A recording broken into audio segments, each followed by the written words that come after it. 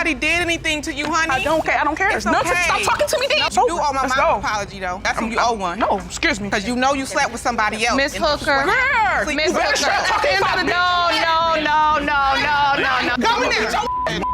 Caught in a whirlwind of grief and accusation, Ms. Hooker and her mother stand firm in paternity court, asserting that Ms. Baker's deceased son, Mr. Abraham, is the father of Ms. Hooker's daughter, Kenia. Despite the tragedy, they seek not just recognition, but an apology from the Baker family, who strongly deny the claims. Can you imagine that? Ms. Hooker, you are here with your mother because you say the defendant's son, Mr. Abraham, fathered your 10-month-old daughter, Kenia, and to prove her son is the father. Is that correct? Yes, Your Honor. Ms. Baker, you and your daughter are here today to represent your son, Mr. Abraham, because tragically, he was killed 3 months after the birth of this child. Ms. Hooker, wrapped in sorrow and defiance, expresses her indifference to the opinions surrounding her child's paternity. Her emotional turmoil is palpable as she details the alienation and judgment she faces, painting a vivid picture of a woman on the edge. It's a heart-wrenching scene. I'm just sad sometimes. I try to deal with it now. Like, I really don't care no more. Like, that's how I feel. I don't care anymore. I don't care who felt nothing about my baby. I don't care. It just seemed like everybody else was looking upside my head like I'm an animal or something. Like, every time I'm sitting down doing something, they looking at me like I'm the outcast of the group. She looked like me,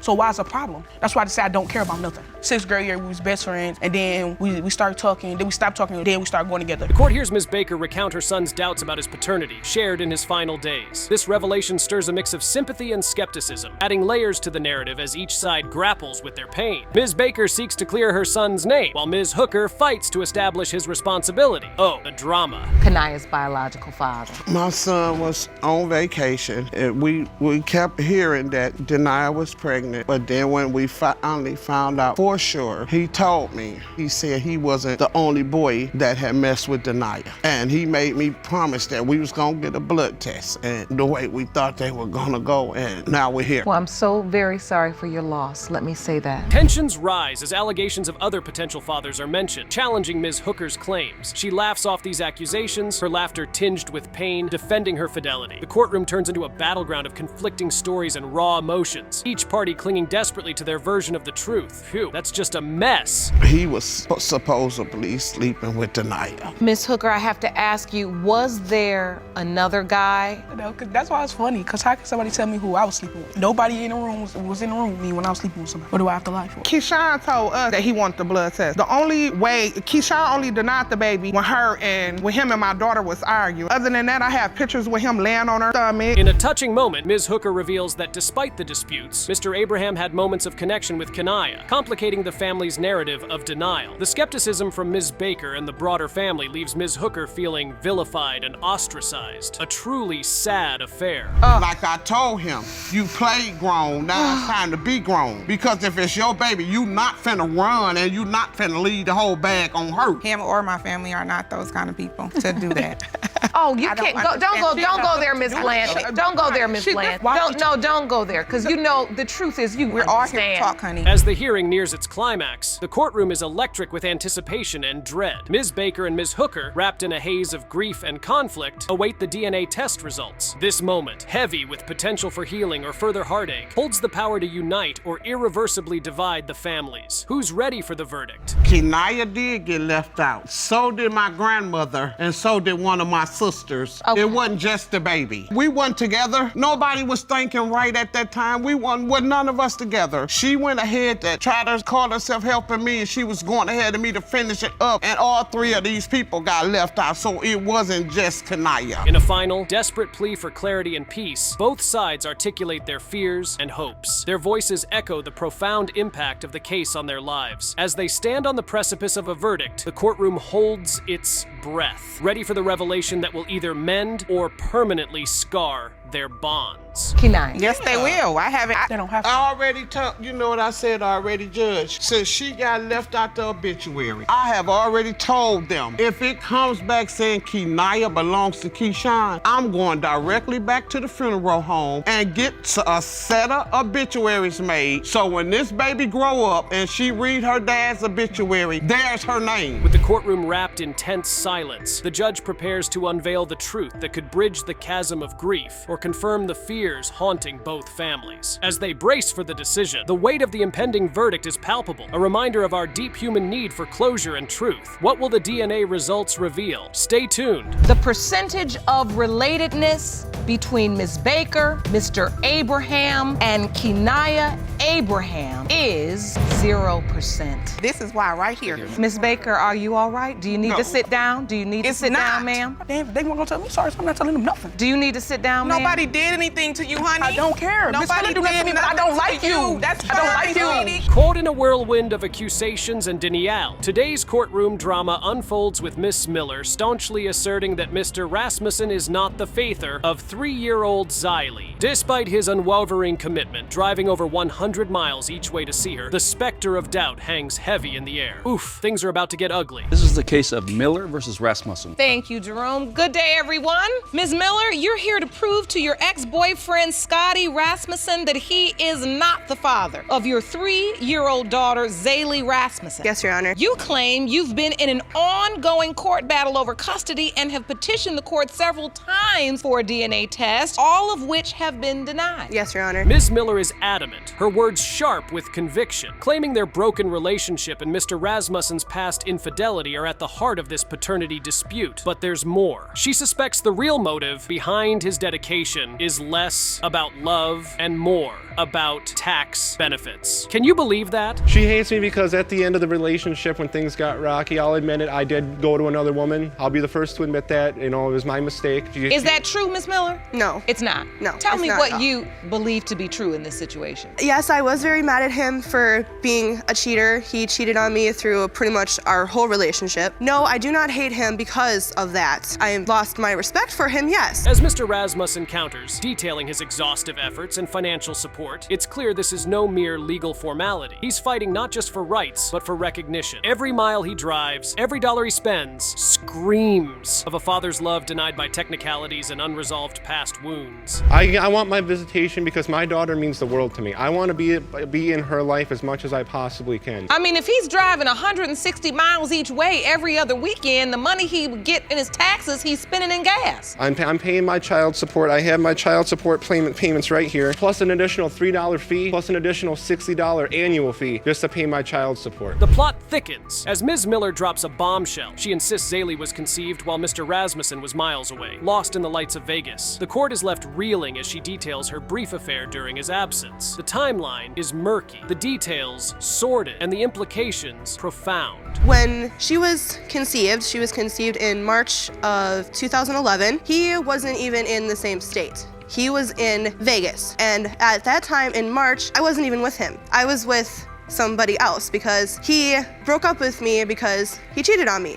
I'll be the first to admit it was a mistake. Amidst the legal jargon and piercing stares, Mr. Rasmussen's emotional plea cuts through the courtroom noise. His voice breaks, recounting the snowy drive to the hospital, the birth he witnessed, the life he's built around a daughter he might lose. It's a heart-wrenching narrative of paternal love, clashing with harsh realities. 5 or 6 months or so, give or take, after she was born, we were at family court talking to the family court commissioner about custody and the things that go along with that, like where she'd be going to school, her doctor, and all that. And Miss Miller brings it up that I could possibly not be the father because of another man that was involved, and she gave some date, I can't remember the specifics. As Judge Lake probes deeper, the truth becomes as convoluted as the emotions on display. Ms. Miller's reluctance to grant visitation seems intertwined with deep-seated resentment and a haunting doubt about Xylee's paternity. The courtroom holds its breath as familial bonds hang by a thread. I'm not even quite sure. After we broke up, he changed his number, he moved, he pretty much disappeared. I have tried to find him, I have tried to get a hold of him, and You also slept with somebody else. we weren't even dating then. I was single at that time because he was with this other lady and I was the side chick, which I didn't even really know about. In a final twist, Mr. Rasmussen's name on the birth certificate and his relentless pursuit of fatherhood come into question. Was it all for love, or are there darker motives at play? As the judge calls for the DNA results, everyone braces for the impact. Mr. Rasmussen, let me ask you, are you prepared? Have you prepared yourself either way? If this child is my biological child or if she isn't, have you thought about both alternatives? In a sense, yes. If it goes the way I'm hoping and I know in my heart that it will, that she is mine, I'm just going to be overjoyed that all the drama and the fighting and all that kind of stuff is behind me. Phew, that's just a mess, folks. Today's hearing is more than a paternity test. It's a test of intentions, emotions, and legal entanglements. Stay tuned as the drama unfolds and hidden truths come to light. Who's the real father? What secrets lie buried in the whispers of the past? And can there be a fairy tale ending to such a tormented tale? Hold on tight, because this roller coaster is about to reveal its final twist. Mr. Rasmussen, you are not the father. Be respectful. Sorry. Miss Miller, I'm sorry. that's a lot of nerve considering the alternative is somebody that don't want nothing to do with you or your child. I'm sorry. That's a lot of nerve. You just showed me where your priorities were right there. Because I held out hope that you would cheat your child out of a father. Mr. Lovette throws the courtroom into a turmoil, questioning the paternity of 15-month-old Corey Jr. He accuses Ms. Jackson of being a manipulative cheater, claiming her infidelity has clouded the identity of their child's father. Can you believe it? Hello. This is the case of Lovette versus Jackson. Thank you, Jerome. Good day, everyone. Mr. Lovett, you say Ms. Jackson is a manipulative cheater who has flaunted her flings in front of you during your relationship, and you say her affairs have caused you to doubt that you fathered her 15-month-old son, Corey Jr. Is that correct? Yes, Your Honor. Ms. Jackson fires back, insisting Mr. Lovette is definitely the father, arguing his doubts stem from his own insecurities. Their back and forth paints a picture of a relationship submerged in mistrust and accusations. What a mess. Yeah. He has a different mother. Right. Of course he's gonna but look different. But the stuff that you been doing, it brings the doubts on it. Okay. Like, it ain't like you been good. You're right. Horse, you been pregnant. And you ain't either. He didn't take the relationship seriously. He was talking to other women. So being that he didn't take it seriously, I didn't take it seriously. He was talking to other women and I were talking to other guys. The plot thickens as Mr. Lovette describes his love for Corey Jr., but can't shake his doubts due to the child's appearance and Ms. Jackson's questionable actions. He recounts finding tracking devices and unauthorized access to his social media. Talk about drama. She on my Facebook, like people be thinking they talking to me and they not, they talking to her. She got my Facebook code and everything. Okay, I wasn't like stalking you. You gave me You put your tracking password. devices on my phone, right? Yes, because How I many did not times? trust you. Every time I delete it, I'll wake up in the morning And when you sometimes, get a new I see a phone- little bird on the top of my phone. Like, what this bird doing? Ms. Jackson admits to her sleuthing tactics, justified by Mr. Lovette's history of disloyalty. She's on defense, trying to protect her heart in a relationship where secrets seem to be the norm. Who's fooling who here? He's been proven to be not loyal. And buying him, me loving him so much and him loving me so much and us wanting to be together, I had to be certain that I wasn't being played. You got detective skills. I don't You're play. looking for another profession. I don't play. So, Mr. Lovett, are you accusing Ms. Jackson of cheating in defense of your own cheating? Exactly. No. The courtroom gets a dose of reality as Mr. Lovette accuses Ms. Jackson of continuing her old ways, alleging she never stopped seeing other men. He claims every breakup was an opportunity for her to explore, leaving him to wonder if he's even the father. Oh, the irony! Having kids at the age of 18, she ain't gonna stop because of me. She got 6 kids. I had I'm 4 fine. kids when you met me. You gave me 2 more. I'm gonna assume that she just moving on like she always been. But what evidence do you have that she cheated? A couple of times we break up and then I come to the house and it was an ex at the house at the time. She told me it was her cousin. Ms. Jackson sets the record straight, asserting she was only ever reacting to Mr. Lovette's actions. A claim he refutes with tales of unexpected visits and mysterious men. It's like something out of a soap opera. I never told him that the guy was my cousin. I told him his sister was my cousin. He approached the house after we had So you just separated. let me Around the assume. time our first child together was conceived, he approached the house. We had got into an altercation and he packed all his things and he left. Then he came back. When he came back, Of course, she got a lot of kids. I was Gonna let sitting you know how to outside. please. Me and the guy were sitting outside on the back of his truck. He had just That's finished the cutting house my I grass. painted. In a climactic twist, Mr. Lovette questions the timing of Corey Jr.'s conception, linking it to their on and off relationship. He's convinced there's another man in the picture. Ms. Jackson is adamant, though. Mr. Lovette is the father, and she's sticking to her story. Wait a minute now. That's not true. Not true. Is this the grass cutting guy? Yes, he recognized the guy's face through my messages. The guy hit me up and said, hey, I never replied back. So he played like he was me and was writing the guy, asking the guy all kinds of questions. And did he enjoy my sex? I didn't say But that. I never Hold on, I didn't Mr. know- Lovett. I Did didn't you know that. request the No. naked picture? No. Yeah. No. As the session nears its end, the tension is palpable. palpable. Every statement, every accusation adds another layer of complexity to their tangled story. The court is on the edge of its seat, waiting to see how this entangled tale of love, betrayal, and mystery unfolds. How long have you been married to Miss Jackson? 6 years. 6 years. Separated for 4 years. In your mind, is there any chance you are Corey Jr.'s biological father? No, Your Honor. None. No, I have my own life going on. I just had 2 beautiful twins. I'm just waiting for my divorce, for them two to get themselves together so I can finally have my divorce. With everyone itching to know the truth, the day of reckoning is finally here. Take a deep breath. This is the moment of truth. Are you ready to find out? Let's dive in, because this roller coaster is about to reveal its final twist. Mr. Coleman, you are not his father. Mr. Lovett, you are not father. That's why I wanted to get DNA. Are you sure? How is that possible? Do you know who his father? Do you need to sit down, Miss Jackson? Oh my God. Oh my God.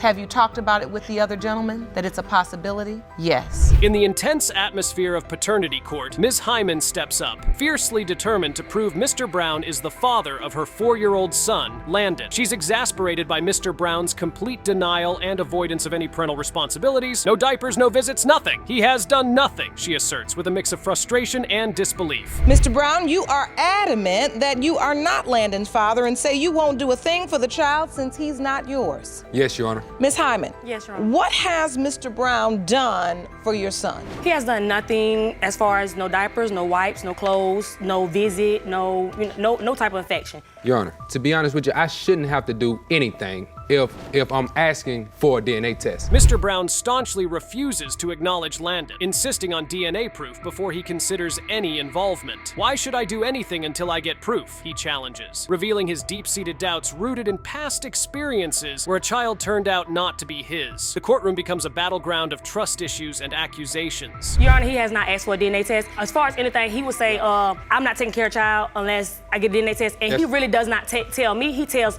family members. He tells my cousins, my mom, his mom. So he has never directly asked you for a DNA test? You disagree, Mr. Brown? You say you have? No. Yes, I have. Why should I do anything until I need proof? As they trade barbs, Mr. Brown's skepticism is evident. He recounts, if you went through one situation where you find out a child is not yours and then you're going through another, you would not go through that twice. His past pains bleed into the current dispute, making every claim by Ms. Hyman seem suspect to him. From the past experience, when I had asked for a DNA test. She's not talking about the past experience. She's talking about the current experience with our son. Listen, if you went through one situation, if you went through one it doesn't matter about that situation. She's talking about the current situation with If you went through one situation, Landon. Your Honor, and you find out a child is not yours, and then you going through another, you would not go through that twice. Okay, if you would go through it twice. My point is, in addition to that, we've established that you've had a previous situation. The debate heats up as Ms. Hyman accuses Mr. Brown of lying about using protection. You ain't used no condom with me but one time, boy. Why is you standing right here lying like that? She exclaims, challenging his credibility in front of the judge. The courtroom erupts in murmurs as the allegations of deceit and denial deepen. I'm asking you. You a whole lie. We never want. You ain't used no condom with me but one time, young boy. Why is you sitting right here lying like that? I wish you would stop lying. You're saying you never slept with her unprotected. Lie.